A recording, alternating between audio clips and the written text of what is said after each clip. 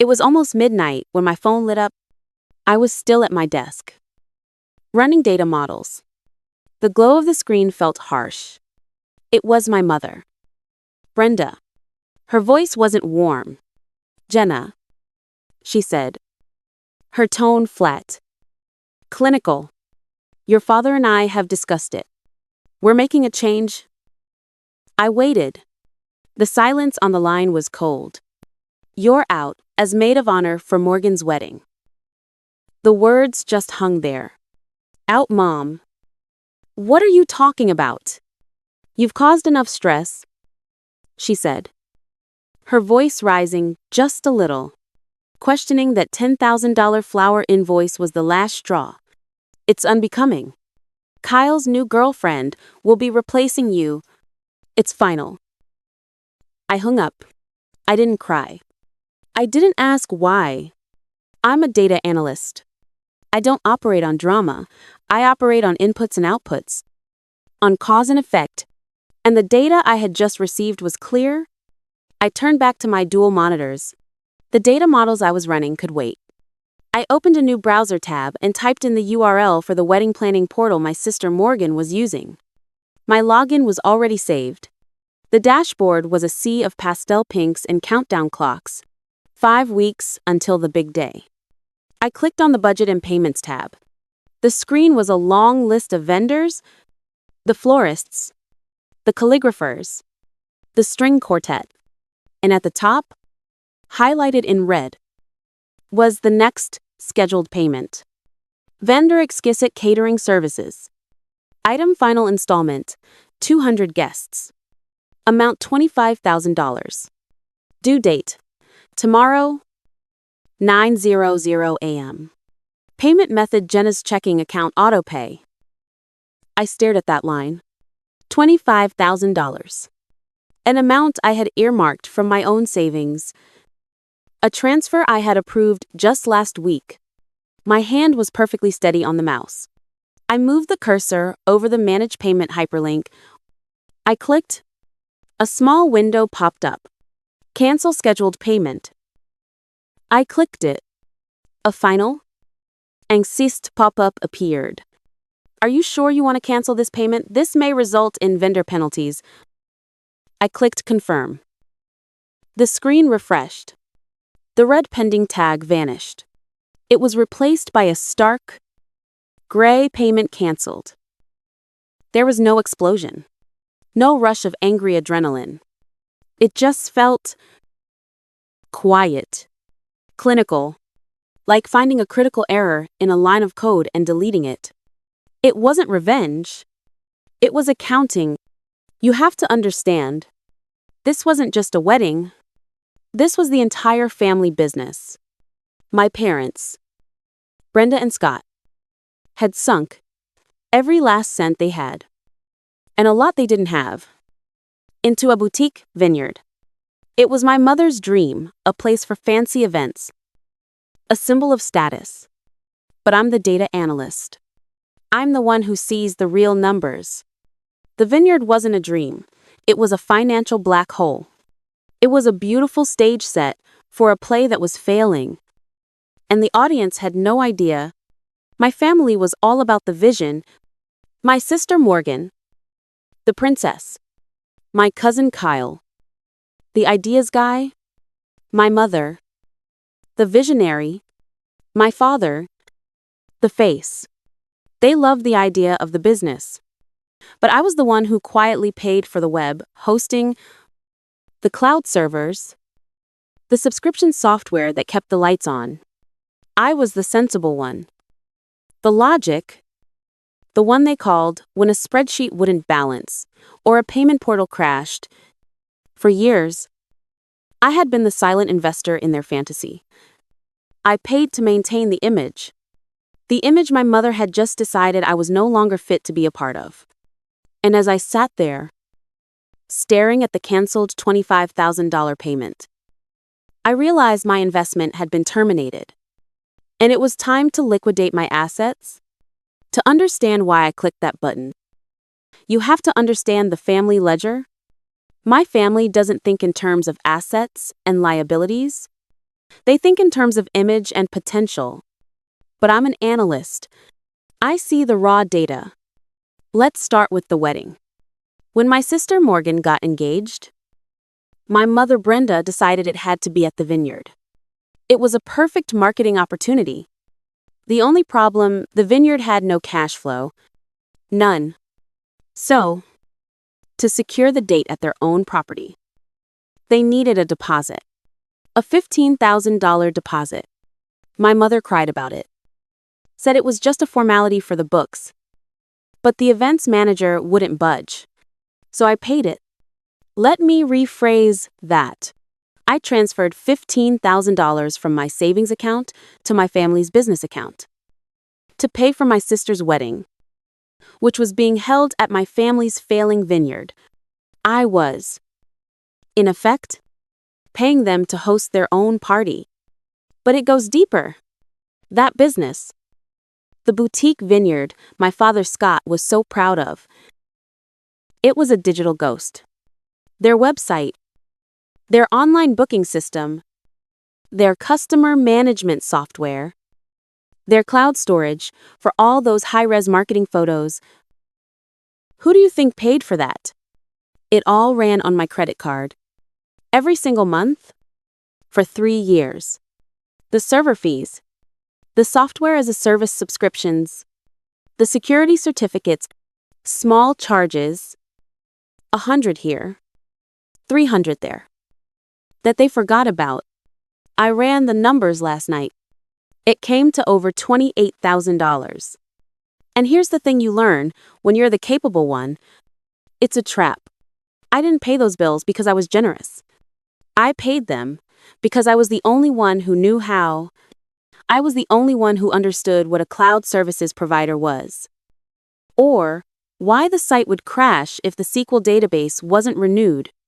When you are the only person in a room who can solve a problem, you automatically become the person who must solve it. Your competence isn't a gift. It's a silent, mandatory tax. My family didn't see me as a daughter. They saw me as the in-house IT department and financial services rolled into one. And my reward for all of that, my payment for $15,000 for the venue and $28,000 for the infrastructure that kept their dream alive, it was being told I wasn't good enough to stand at the front. It was being replaced for daring to question a $10,000 bill for flowers. I looked at the payment canceled notification on my screen. This wasn't a betrayal. This was a long overdue market correction. I woke up the next morning, not to an alarm, but to the vibration of my phone on the nightstand. It looked like an angry hornet. I had 34 missed calls, 18 text messages. I didn't need to read them to know what they said. The catering company, unable to process the $25,000 payment, had called my mother. I opened my texts. It was a digital storm of panic and rage. The first was from my sister, Morgan. All caps. What did you do? You've ruined my wedding. You've ruined everything. The next was from my mother, Brenda. Jenna, I don't know what stunt you think you're pulling, but you have created a catastrophic mess. The caterer is threatening to pull out. You've embarrassed this entire family. Call me immediately. We need to fix this. Fix this. Not what's wrong. Not are you okay, just fix this. I scrolled down. My father, Scott, the passive one, had chimed in. Jenna, your mother's a wreck. This is beneath you. Call us. And then, the one that made my blood run cold. My cousin, Kyle, the ideas guy, who managed the vineyard's marketing. His text read, "Heard, you're throwing a tantrum. Real classy. Look, fix whatever this is with the caterer. And while you're at it, I still need that $1,200 for the bachelor party. Don't make this weird." $1,200. He was asking me for $1,200 for a party. In the middle of a fire I had started. because they had kicked me out of the wedding I was paying for. They weren't just ungrateful. They were delusional. They were so used to my silent funding that they couldn't even comprehend a world where the bank was closed. Not a single message asked me why. Not one person asked if I was hurt. They were just shocked that the machine had finally stopped working. I put the phone down. I didn't answer a single one. I went to my kitchen, made a very strong, very black cup of coffee, and opened my laptop. The time for quiet resentment was over. It was time to escalate. The chaos of their text messages was just noise. It was emotional data. And it was corrupt. I needed to move from emotion to fact. This was no longer a family squabble. This was a financial dispute. I booked an appointment with my certified financial planner. Susan. Susan isn't the warm, "Let's talk about your feelings" type. She's a sharp, no-nonsense woman in her 50s who believes in numbers, contracts, and consequences. I sat in her glass-walled office, my laptop open. I didn't tell her the story of the phone call. I simply showed her the data, the text messages demanding money, the invoices I had paid, the $15,000 deposit, the recurring $28,000 infrastructure charges. She looked at the screen, then at me. Her gaze steady. "Jenna," she said, her voice calm and even, "they're not just taking your money. They're taking your future." She leaned forward slightly. "You need to stop thinking of them as family in this context.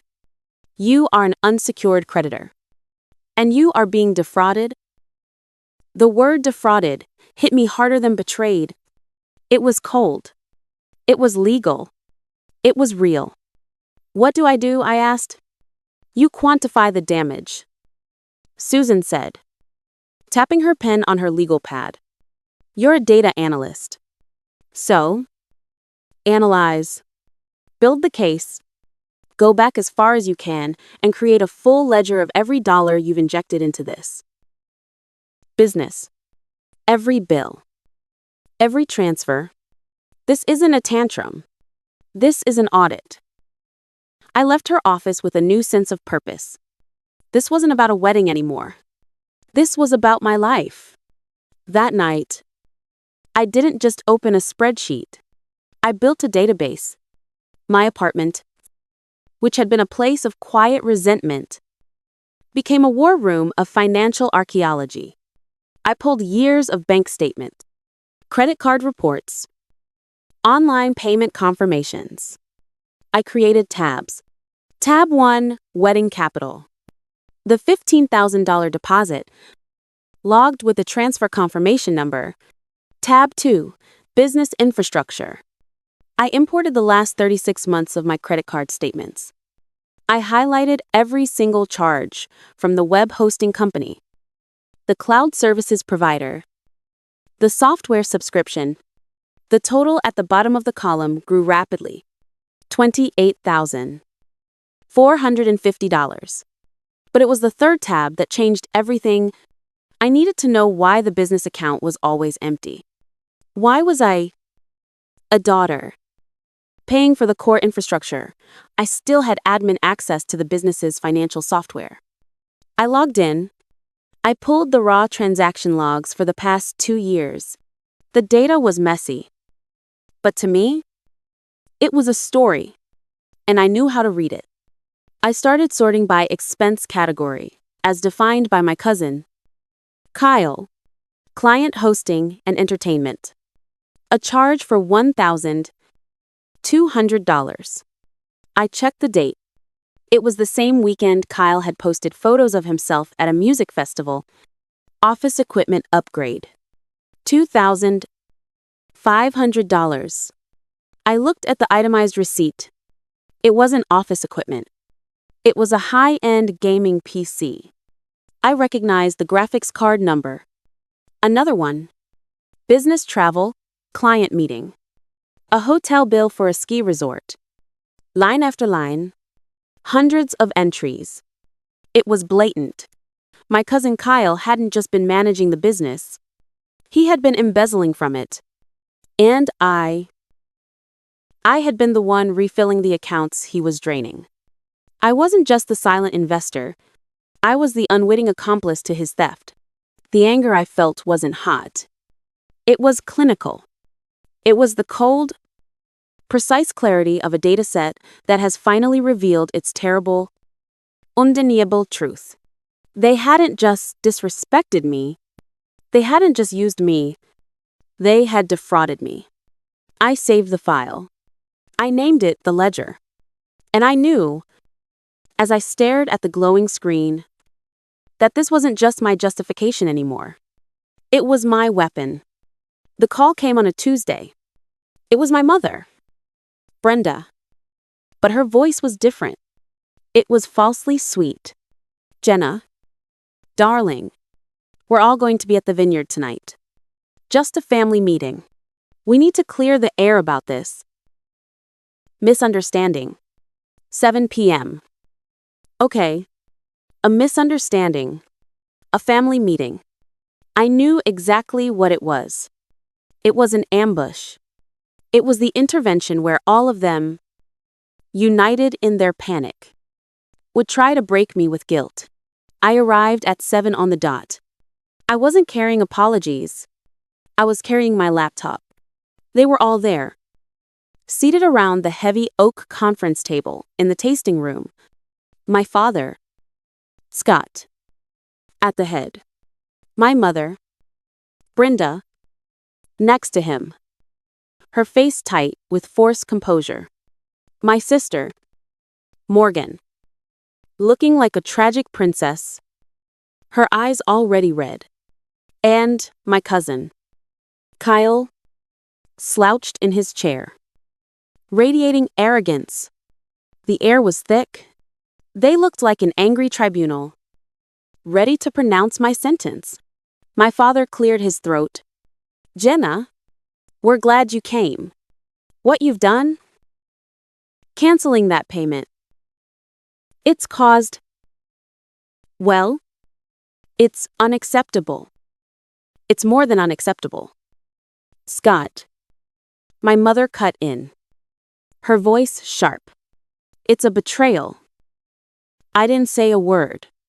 I walked to the end of the table, opened my laptop, and connected it to the large projector on the wall. The screen flickered to life, illuminating their confused, angry faces. My spreadsheet, the ledger, filled the wall. You're right, I said, my voice quiet. But it cut through the silence. Let's talk about betrayal. I'm a data analyst. So, let's review the data. I clicked on the first tab. Wedding Capital. The $15,000 transfer confirmation email appeared on the screen. Let's start with the $15,000 I paid to secure the venue. This venue? Your business. My father shifted. That was a deposit. A deposit I was never offered to be paid back for? I said, clicking to the next tab. Business infrastructure. A long list of transactions filled the screen. 36 months of payments. Here, I said, pointing with the laser pointer from the table. $28,450. For the cloud servers, the web hosting, the software that runs your entire booking system, the things Kyle was supposed to be managing. Kyle sat up. Hey, those are business expenses. Exactly, I said, but I paid for them. Because the business account was always empty, and I was curious why. I clicked to the final tab, Kyle's withdrawals. The screen was filled with his embezzlement, itemized. The 1 to 1,000. $200 client hosting charge next to a screenshot of his music festival photos from that same weekend. The 2 to 1,000. $500 office equipment receipt for his gaming PC. The business travel charge for the ski trip. The room went completely silent. Kyle's face was white. My father looked like he couldn't breathe. Morgan let out a choked sob. My wedding. My wedding. And then my mother, Brenda, finally broke. Her eyes, wide with terror, found mine. The fake composure shattered, replaced by raw, disparity panic. Jenna, she shrieked, slamming her hand on the table. Jenna, you have to fix this. This is your family. You have to do something. For your sister, please. And in that moment, I saw it. I saw the truth. She wasn't looking at me. She was looking through me. I wasn't her daughter. I wasn't a person who had been betrayed or hurt. I was a function, a resource, a financial fix-it button that had suddenly, inexplicably, stopped working. Her panic wasn't for me, or even for Kyle. It was the terror of an addict whose supply had just been cut. She wasn't pleading for her family. She was pleading for her image. And I was the one who was supposed to pay for it. I looked at my mother, Brenda, at her face, twisted in panic. I looked at my father, Scott, who wouldn't meet my eyes.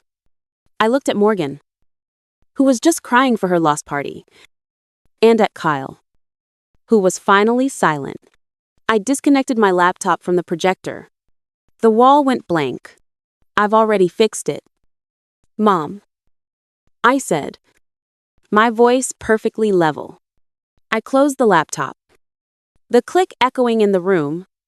I sent a copy of The Ledger to the bank's fraud department and to our family lawyer an hour before I got here. I believe they'll be in touch. Especially with you. Kyle? I turned and walked out of the tasting room. I didn't run. I just walked. I didn't look back. The aftermath was exactly what you'd expect when you pull the single support beam out of a rotting house.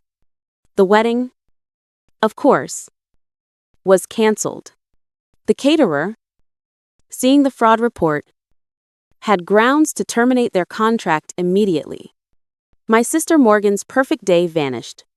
The bank, upon seeing Kyle's clear-as-day embezzlement, froze the vineyard's accounts and started foreclosure proceedings. The business my parents had sacrificed everything, especially me, to build, collapsed in on itself. Kyle, I heard, was facing a criminal investigation. 2 months later, I was in a small, bright office downtown. The sign on the door was new. It said, Jenna Data Solutions. El Bernacy. I was signing the final lease papers. I opened my new business banking app and transferred $25,000 into it, the money I had saved by canceling that catering payment. My first round of seed funding. Provided by myself. I opened my old personal finance drive. I found a file named Family Budget Master. It held every secret payment. Every quiet loan. I stared at it for a moment. Then I right-clicked. And I dragged it to the trash. My phone rang. It was my father, Scott, calling from a new number. I let it go to voicemail. He left a message. His voice was hesitant. Thin. Jenna? It's Dad. I know you're busy. But the lawyers, they're saying things about Kyle. I was just wondering, what do you think I should do legally? I listened to the message. He was, for the first time, asking for my expertise, not my wallet. He was acknowledging my competence. I acknowledged the irony. And then, I deleted the message. There's a strange grief in realizing the only way to save yourself is to let go of the people you were programmed to love. You have to mourn the family you wished you had. To make space for the life you deserve. It's a kind of surgery. It's cutting away the part of you that's infected, so the rest of you can finally heal. Standing in my own office, in my own business, paid for by my own future. I finally felt free. Have you ever had to make a hard choice to protect your own future? Share your strength in the comments. And don't forget to like and subscribe for more.